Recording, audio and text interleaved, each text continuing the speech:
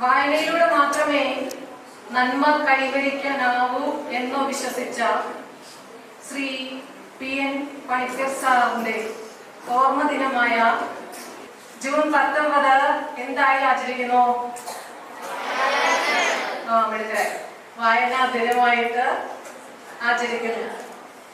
ഇനിയിപ്പോ വായന എന്ന് പറയുന്നത് പുസ്തകങ്ങളിൽ നിന്നൊക്കെ മാറി നമ്മുടെ മൊബൈൽ സ്ക്രീനിലേക്ക് ആയിരിക്കുന്ന ഒരു കാലഘട്ടമാണ്. ഏകദേശം 43 ഭാഗത്തോളം പൗരന്മാരും ഡിജിറ്റൽ ഉപകരണങ്ങൾ വഴി വായന രൂപപ്പെടുത്തുന്നവരാണ്.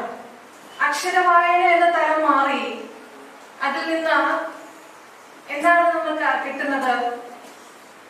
ദൃശ്യവും സംഗീതവും ശബ്ദവും എല്ലാം ചേർന്ന ഒരു നവീന തലത്തിലുള്ള വായന അതിലൂടെ സംജാതമാകുന്നുണ്ട്. വായിച്ചു വളരുക, ചിന്തിച്ച് വിവേകം നേടുക.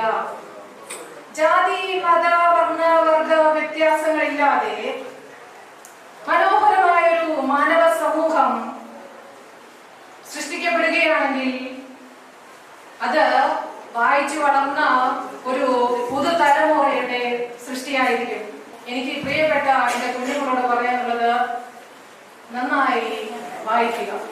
പുസ്തകങ്ങൾ, ഗ്രന്ഥശാല പുസ്തകങ്ങളുടെ പിതാവ് എന്നറിയപ്പെടുന്നത് ശ്രീ PN പണിക്കർ സാറാണ്. പാടത്തും പറമ്പിലും പണിയെടുക്കുന്നവരോടും കടത്തിണ്ണകളിൽ സൊറ പറഞ്ഞിരിക്കുന്നവരോടും അദ്ദേഹം വായനയെ കുറിച്ചും ഗ്രന്ഥശാലകളെ കുറിച്ചും വാതോരാതെ സംസാരിച്ചിരുന്നു. വായനയിലൂടെ നമുക്ക് എന്താണ് കിട്ടുന്നത്? വായനയിലൂടെ അറിവുണ്ടാകും.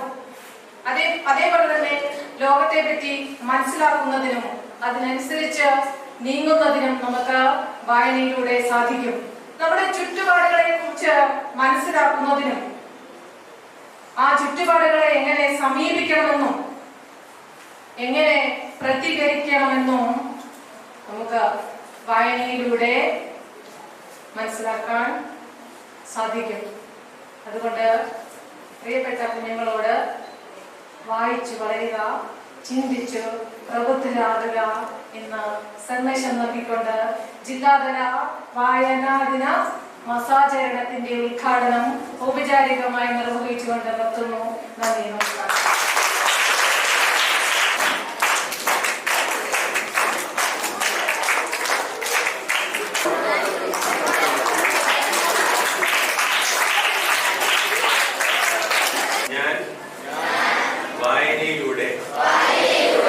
ഡിജിറ്റൽ വായനയിലൂടെയും